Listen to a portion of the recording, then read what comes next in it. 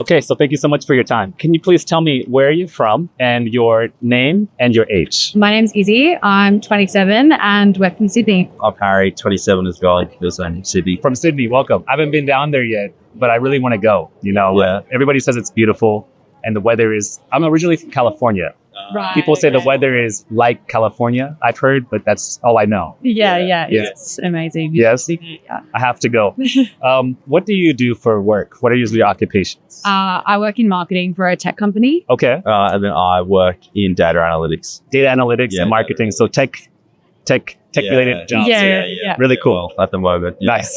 Tell me, how long have you been here in Japan now? We've been here for just over 2 weeks and we've got 1 week left, so 3 weeks in total. 3 weeks in total, okay. So have you been doing a lot of sightseeing?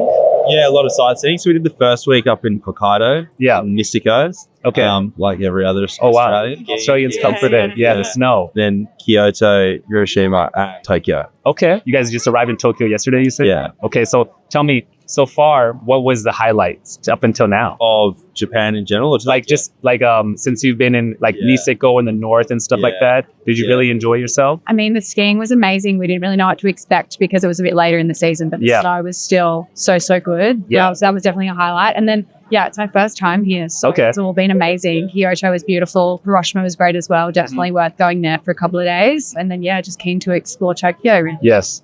So is it your first time as well? No, I've been a few times, but I haven't done traveled around as much. I've just come to ski and then leave. Yeah. So this is your first time to see other places as well? Like Hiroshima and stuff like that? Yeah. So tell me, what inspired you to, come to Japan? This is your first time, and then you've been here, but you haven't really seen the country until this time. Yeah. So what was the motivation behind that? I feel like everyone who goes here just seems to say that it's like one of their favorite places. Mm-hmm. And since being here, I've just found it super unique. I think that balance between culture and technology, it's pretty amazing. And I definitely understand what people are talking about now since being here. Yeah, it's just very safe. There is a lot of culture. This is quite a fun place, I think. Yeah. And for us, it's also only a 9-hour flight. Everywhere else is so far. It's like one of the closest. It's like one of the, I reckon it's the best close international trip you can do for Australia. Yeah. Tell me, you mentioned that thing about the technology and then the life balance that you were talking about a second ago. Yeah. Tell me about how is it back in Australia compared to Japan? Technology in both places is fairly similar. I think that it's just a lot more prominent with Japan, works a little bit more accessible, a little bit cheaper. Okay. The technology and things over here, which is why it's used more frequently. Mm-hmm. It's interesting because here, the technology in the public is very modern, but they still use fax machines in Japan. Yeah. The cash is still so prominent as well. Right. And in Sydney, we don't ever use cash for anything. Mm-hmm. So I was surprised that cash is probably, or what I've found is it's the most used, I would say, which is surprising, I think. Yeah, here they still haven't really got into the whole using actual credit cards yet. Yeah. But they're into digital money, charging a card. Yeah. Right. Like putting your money onto a card. Right. Preloading cards, but not actually having a line of credit. It's still not a thing here. Yeah. For some reason, It's interesting. So I know it's your first time here. So what was your first impression once you arrived? Probably say the toilet. The toilet? Was my first impression.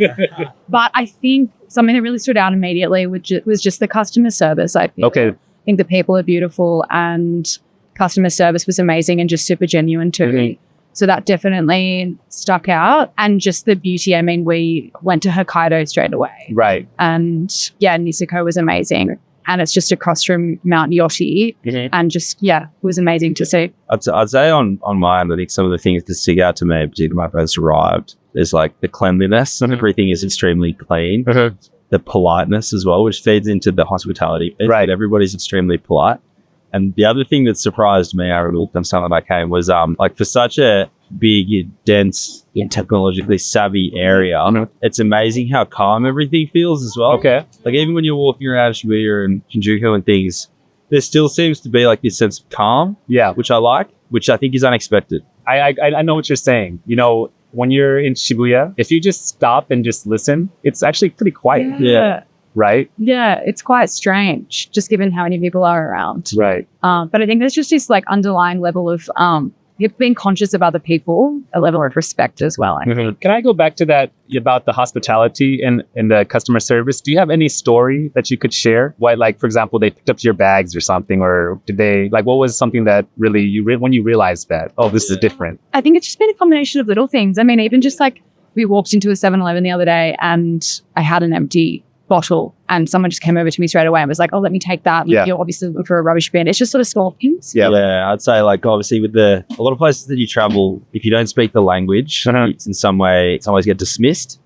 I think here, like even when people don't speak the language, it's very clear that they are trying to help you at the time. Because in Australia, if you ordered a taxi or an Uber or something, I don't think they would help you pick up the suitcases and put them in the car. Yeah, like, so you're saying like that kind of, I don't know, in the US, for example, that kind of service would be of high class. Like a premium service. Right. You know, like you need money for someone to pick up your suitcase. But like every taxi is doing that. Is that the same in Australia too? Yeah, very much so. Yeah. I think like it's like $10 It's like 1,000 and that's sort of they come over, they help you pick up all of your bags, put them into the car, but then also just like very polite the whole time they're doing it. For you two, what are some of the Japanese culture things that you like? For example, food, anime, clothes, the shrines. What's one of your things that you are into? I really like the culture from the perspective of like the history and the way that it sort of seems to have impacted the way of life. It's food and shopping. The food and the shopping. It's 10 out of 10. Okay. What's your favorite food so far? How do I say it? Okonomiyaki. Yeah, okonomiyaki. Okonomiyaki. Yeah. Okay. Yeah, we've had a few of them. We've had a couple in Hiroshima. Yeah. Incredible. I've never had anything like it. So you had the one in Hiroshima, right? Did you have the one did you go to Osaka? No, we didn't go. Okay. Sadly. Yeah. You can enjoy it here in Tokyo. Actually, in Shibuya, there's some Osaka. Anywhere in Tokyo, even in Shibuya, there's some Osaka okonomiyaki. Please try it because it's completely different. Yeah. Okay. The Hiroshima one has noodles inside. Yeah. And the one in Osaka doesn't. So it's a different experience. So please. Yeah. And the shopping. So I guess you're ready for Tokyo then, right? That's ready great. to go. Yeah. Yeah. Already started some new shoes. Yeah. I'm looking forward to it. Yeah. What destination are you set on spending the most money at? It'll be a lot of window shopping for me. Yeah. But yeah, I think there are a few spots around. Yeah. There's some areas that are more like better for sort of vintage shopping, and then obviously like bigger department stores. We're staying up in Ginza, so you're staying in Ginza, so high end. Yeah, the high end shopping there. Yeah. Just do you know Shimokitazawa? Have you heard of it? No. That's where you should go for if you want to look at vintage or used. Yeah. Shimokitazawa is a place. I don't know how to explain, but from Shibuya Station, it's about a 5-minute express train. Okay. You can get there from Shibuya Station. And it's not too far, but there's a lot of used shops and vintage shops around there. It's famous for that. Okay. So the next question I have for you is, after you've been here now for almost 2 weeks, now almost 3 weeks, is there anything that you want to bring back to Australia from Japan? It can be anything. It can be the toilets. It can be the sky, the concrete, like the fashion. Is there anything you'd want to bring back? I can't bring this back, but I would say like the sense of calm and the politeness, I think makes it quite relaxing. Yeah. And then just the sense of cleanliness as well. I think the toilets and the way everybody takes their shoes off and everything, I just think the sense of cleanliness that seems to exist in Japan, I think if that was brought to most places, it would improve places dramatically. The cleanliness, that's a good one. Do you think that there's any way to improve the cleanliness in Sydney? I think part of it is mindset of the people. Okay. I think in Australia there's just not a desire to, whereas potentially in Japan there's just a heightened sense of importance placed upon cleanliness. And how about you? Is there anything you'd want to bring back? I'd probably go something similar. It's just like the general vibe of the people, I would say. I think it's like kindness. Okay. Which I think is really nice. Okay. And the good cheap food. Yeah, and the okonomiyaki. Oh, is it kind of expensive for food? In Australia? Oh, in Sydney, yeah. So it's expensive? What we found here is that obviously there's a lot of very expensive food. Yeah. But like a lot of the izakaya places and things, the food's very good and quite cheap. Right. And like the quality of everything that we had is quite good, particularly for the price points that we give. When you're in Sydney, like how high a percentage do you run into like not good restaurants? Is that like a thing? Everything needs to be pretty good to survive, I would say. I think over here, the difference is that on that lower tier, like the quality is better on that lower tier restaurant. I think you can pretty much walk in to anywhere over here and you're guaranteed a really good quality meal. I don't know if that's the same as over in Sydney. I'd say there's not many restaurants in Australia, Sydney, where we live, where you can get a particularly good meal where it's less than 2,000 yen, right? So like here we've been going to a lot of places and 1,500 yen, something like that, where we've been getting it. We've been going, wow, this is very good. Whereas in Australia, if you wanted to do that, you'd probably be picking up like a fairly cheapish burger or chip somewhere. Right. Yeah. I see what you're saying. And that is true, right? Like you get that whole set.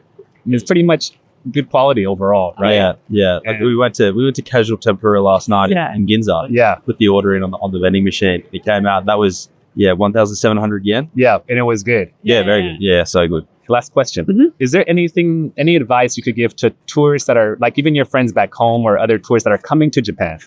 Is there any advice you could give to them or any words you could give to them? Anything is fine. My thing would be don't rush around too much.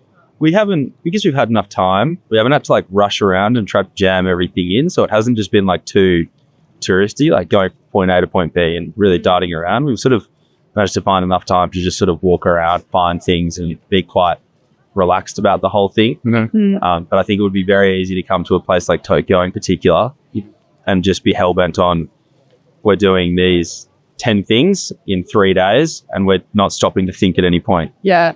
I think like we hadn't booked this trip pretty last minute. We hadn't really organized anything beyond accommodation when we got here. And I was sort of worried because I'd heard from people that you sort of need to book all your restaurants, book all your experiences. And since being here, I think because there's just so much of it, you sort of don't need to. I think, of course, like you should if you want to do something specific, but we've just like really enjoyed walking around and being, just doing things on the spot and coming across restaurants and things. I think that's definitely a way of doing it as well. My only other thing I would say is if you've got the time, don't just spend the whole thing in Tokyo. So I've now spent some time, obviously in Hokkaido, some other places on Honshu skiing, spent some time in Sapporo, Kyoto, Hiroshima.